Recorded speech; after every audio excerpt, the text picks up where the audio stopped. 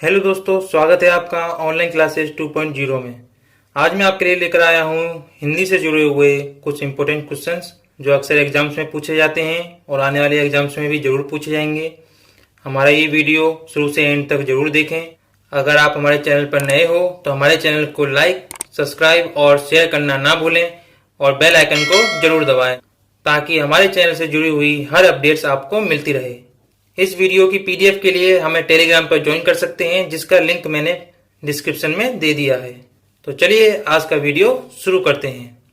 आज का हमारा पहला क्वेश्चन है, यशोधरा के रचनाकार कौन हैं?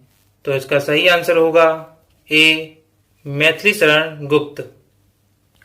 राष्ट्रकवि मैथिली शरण गुप्त हिंदी साहित्य के इतिहास में खड़ी बोली के प्रथम महत्वपूर्ण कवि थे। उन्हें साहित्य जगत में दद्दा के नाम से संबोधित किया जाता था।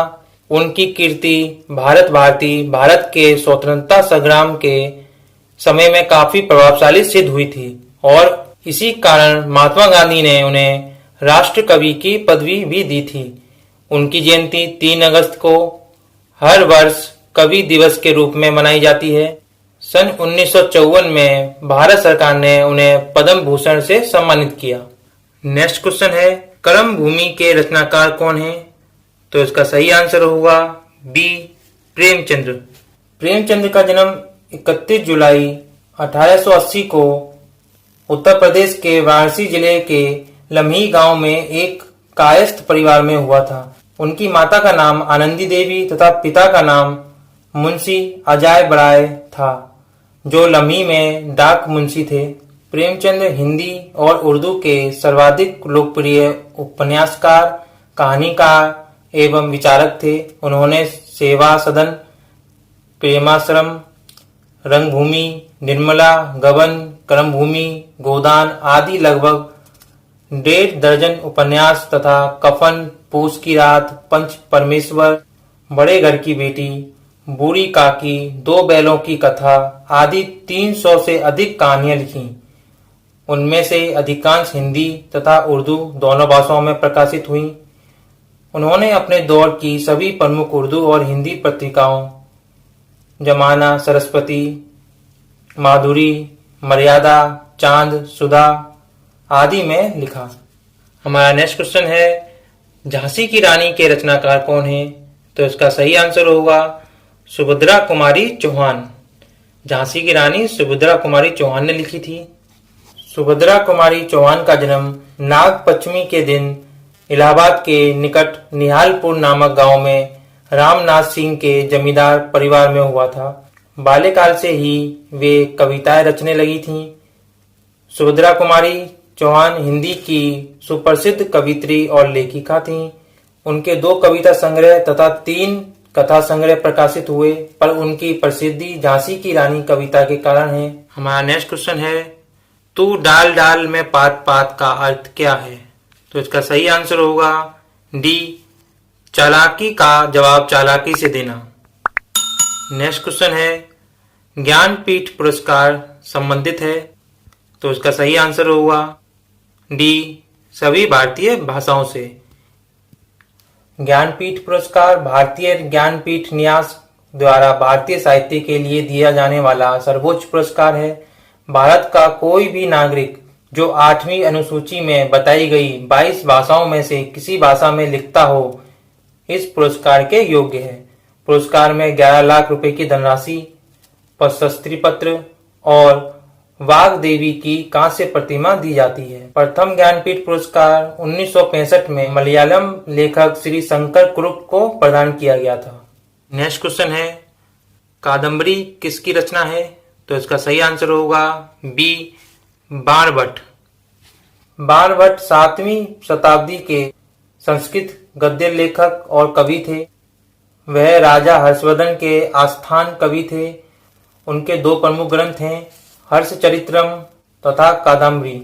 हर्षचरित्रम राजा हर्षवर्धन का जीवन चरित्र था और कादम्बरी दुनिया का पहला उपन्यास था। कादम्बरी पूर्ण रूप से पहले ही बाणभट्ट जी का देहांत हो गया, तो उपन्यास पूरा करने का काम उनके पुत्र भूषण भट्ट राव ने अपने हाथ में लिया। दोनों ग्रंथ संस्कृत साहित्य के महत्वपूर्ण ग्रंथ माने जाते हैं। नेक्स्ट क्वेश्चन है, अंधा युग के रचनाकार हैं, तो इसका सही आंसर होगा धर्मवीर भारती। धर्मवीर भारती अंधा युग के रचनाकार हैं। नेक्स्ट क्वेश्चन, चंद्रकांता किस लेखक की कृति है, तो इसका सही आंसर होगा सी देवकीनंदन खत्री। बाबू देवकीनंदन खत्री हिंदी के प्रथम तिलिस्मी लेखक थे। उन्होंने चंद्रकांता, चंद्रकांता संतति, काजल की कोठरी, नरेंद्र मोहिनी, कुसुम कुमारी, वीरेंद्र वीर, गुप्त गोदना, कटोरा भर, भूतनाथ जैसी रचनाएं की। भूतनाथ को उनके पुत्र दुर्गा प्रसाद खत्री ने पूरा किया। देवकीनंदन खत्री जी का जन्म 18 जून 1861 शनिवार को बिहार के मुजफ्फरपुर जिले के पूसा में हुआ था। उनके पिता का नाम लाला ईश्वर दास था। हमारा अगला प्रश्न है, दोहा के सम चरणों की मात्राएं होती हैं, तो इसका सही आंसर होगा ए 11। नेक्स्ट क्वेश्चन, चौपाई के प्रत्येक चरण में कितनी मात्राएं होती हैं, सी 16। चौपाई के प्रत्येक चरण में 16 मात्राएं होती हैं। नेक्स्ट क्वेश्चन, दोहा में कितने चरण होते हैं, ए 4। दोहा में कुल 4 चरण होते हैं। नेक्स्ट क्वेश्चन, किस छंद का प्रथम व अंतिम अक्षर समान होता है, तो इसका सही आंसर होगा सी कुंडलिया। नेक्स्ट क्वेश्चन, छंद मुख्यतः कितने प्रकार के होते हैं, तो इसका सही आंसर होगा बी 2। छंद मुख्यतः 2 प्रकार के होते हैं। नेक्स्ट क्वेश्चन, यति का अर्थ है, तो इसका सही आंसर होगा सी विराम। यति का अर्थ विराम है। नेक्स्ट क्वेश्चन, रौद्र रस का स्थायी भाव क्या है, तो इसका सही आंसर है क्रोध। नेक्स्ट क्वेश्चन, किस रस का स्थायी भाव अनुराग है, तो इसका सही आंसर होगा ए भक्ति। नेक्स्ट क्वेश्चन, किस रस को सर्वश्रेष्ठ माना जाता है, तो इसका सही आंसर है डी श्रृंगार रस। नेक्स्ट क्वेश्चन, नेपाली भाषा किस लिपि में लिखी जाती है, तो इसका सही आंसर है बी देवनागरी। नेक्स्ट क्वेश्चन है, हिंदी वर्णमाला में कितने संयुक्त व्यंजन हैं, तो इसका सही आंसर होगा 4। नेक्स्ट क्वेश्चन, हिंदी वर्णमाला में स्वरों की कुल संख्या है, तो इसका सही आंसर होगा ए 11। नेक्स्ट क्वेश्चन, संविधान के किस भाग में हिंदी भाषा को भारत की राजभाषा कहा गया है, तो इसका सही आंसर होगा बी भाग 17 में। नेक्स्ट क्वेश्चन, किस देश में हिंदी भाषा का प्रयोग बोलने व लिखने में किया जाता है, तो इसका सही आंसर होगा डी मॉरिशस में। नेक्स्ट क्वेश्चन, कितने भारतीय राज्यों की राजभाषा हिंदी है, तो इसका सही आंसर होगा बी 15 भारतीय राज्यों की राजभाषा हिंदी है। नेक्स्ट क्वेश्चन, हिंदी को भारत की राजभाषा के रूप में कब स्वीकार किया गया, तो इसका सही आंसर होगा ए 14 सितंबर 1949 में।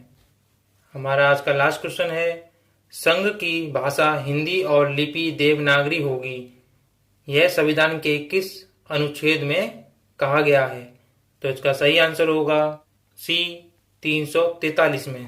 उम्मीद है दोस्तों आपको वीडियो पसंद आया होगा। अगर आपका कोई डाउट है तो हमें कमेंट बॉक्स में जरूर बताएं। अगर अभी तक आपने हमारा चैनल सब्सक्राइब नहीं किया है तो सब्सक्राइब करना ना भूलें और बेल आइकन को जरूर दबाएं।